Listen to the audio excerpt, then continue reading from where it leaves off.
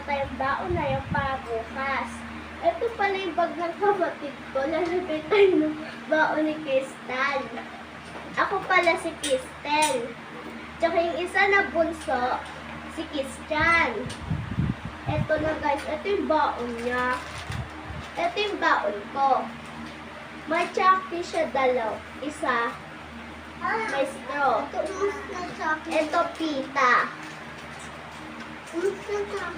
Ito kanina guys, nilagay ko na yung baon ni Crystal na yung baon ko naman. Ito pala siya, i-test kami ni Crystal. At ito naman pita, isang Sniplex. Lagay na tayo guys. Ito pala bag ko guys, gulong.